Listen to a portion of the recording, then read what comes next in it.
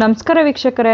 ನ್ಯಾಯಾಲಯದಲ್ಲಿ ಆಸ್ತಿ ಹಕ್ಕಿನ ಬಗ್ಗೆ ಕಾನೂನು ಹೋರಾಟ ನಡೆಯುತ್ತಿರುವಾಗ ಆ ಆಸ್ತಿಯನ್ನು ಖರೀದಿಸುವ ಮೂರನೇ ವ್ಯಕ್ತಿಗೆ ಯಾವುದೇ ಹಕ್ಕು ಲಭಿಸುವುದಿಲ್ಲ ಮತ್ತು ಅಂಥ ಮಾರಾಟವು ಮೂಲ ಒಪ್ಪಂದದಾರನ ಹಕ್ಕನ್ನು ಬಾಧಿಸುವುದಿಲ್ಲ ಅಂತೇಳಿ ಹೈಕೋರ್ಟ್ ಸ್ಪಷ್ಟಪಡಿಸಿದೆ.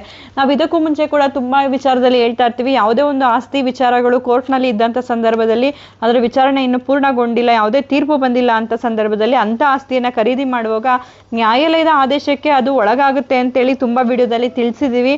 ಅದರಲ್ಲಿ ಬರುವಂಥ ಸಮಸ್ಯೆಗಳನ್ನ ಒಪ್ಕೊಂಡು ಆಸ್ತಿಯನ್ನ ಖರೀದಿ ಮಾಡಬೇಕಾಗುತ್ತೆ ಅಥವಾ ಕೆಲವೊಂದ್ಸಲ ಇದು ಕಂಟೆಂಪ್ಟ್ ಆಫ್ ಕೋರ್ಟ್ ಕೂಡ ಆಗುತ್ತೆ ಅಂತ ಕೂಡ ಹೇಳಿದ್ದೀವಿ. ಬೆಂಗಳೂರಿನ ಹನುಮಂತನಗರದಲ್ಲಿ ಆಸ್ತಿ ವಿವಾದವೊಂದಕ್ಕೆ ಸಂಬಂಧಿಸಿದಂತೆ ಆಸ್ತಿ ವರ್ಗಾವಣೆ ಕಾಯ್ದೆಯ ಸೆಕ್ಷನ್ 52ರ ಅಡಿಯಲ್ಲಿ ಲೀಸ್ ಪೆಂಡೆನ್ಸಿ ಆ ತತ್ವವನ್ನು ಅನ್ವಯಿಸಿ ಮೊದಲು ಖರೀದಿ ಮಾಡಿದ ವ್ಯಕ್ತಿಯ ಹಕ್ಕನ್ನು ಎತ್ತಿ ಹಿಡಿದಿರುವ ನ್ಯಾಯಾಲಯ ಈ ಆದೇಶ ನೀಡಿದೆ.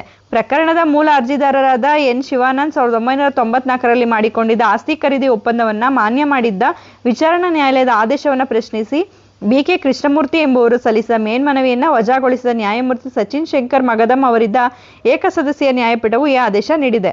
ಆಸ್ತಿ ವರ್ಗಾವಣೆ ಕಾಯ್ದೆಯ ಸೆಕ್ಷನ್ 52ರ ಪ್ರಕಾರ ನ್ಯಾಯಾಲಯದಲ್ಲಿ ಆಸ್ತಿಗೆ ಸಂಬಂಧಿಸಿದಂತೆ ಯಾವುದೇ ದಾವೆ ಹೂಡಿದ್ದಾಗ ನ್ಯಾಯಾಲಯದ ಅನುಮತಿ ಇಲ್ಲದೆ ಆಸ್ತಿಯನ್ನು ವರ್ಗಾವಣೆ ಮಾಡುವಂತಿಲ್ಲ. ಒಂದು ವೇಳೆ ವರ್ಗಾವಣೆ ಮಾಡಿದರೂ ಅದು ನ್ಯಾಯಾಲಯ ನೀಡುವ ಅಂತಿಮ ತೀರ್ಪಿಗೆ ಒಳಪಟ್ಟಿರುತ್ತೆ. ಈ ಪ್ರಕರಣದಲ್ಲಿ 1998ರಲ್ಲೇ ದಾವೆ ಹೂಡಿದ್ದರಿಂದ 2003ರಲ್ಲಿ ನಡೆದ ಮಾರಾಟವು ಶಿವಾನಂದ್ ಅವರ ಹಕ್ಕನ್ನು ಕಸಿದುಕೊಳ್ಳಲು ಸಾಧ್ಯವಿಲ್ಲ ಎಂದು ಹೈಕೋರ್ಟ್ ಸ್ಪಷ್ಟಪಡಿಸಿದೆ. 1994ರಲ್ಲಿ ಮಾಡಿಕೊಂಡಿರುವ ಒಪ್ಪಂದದಂತೆ ಮಾಲೀಕ ಮತ್ತು ಎರಡನೇ ಖರೀದಿದಾರನು ಆಸ್ತಿಯನ್ನ ಶಿವಾನಂದ್ ಅವರ ಹೆಸರಿಗೆ 3 ತಿಂಗಳೊಳಗೆ ನೋಂದಣಿ ಮಾಡಿಕೊಡಬೇಕು.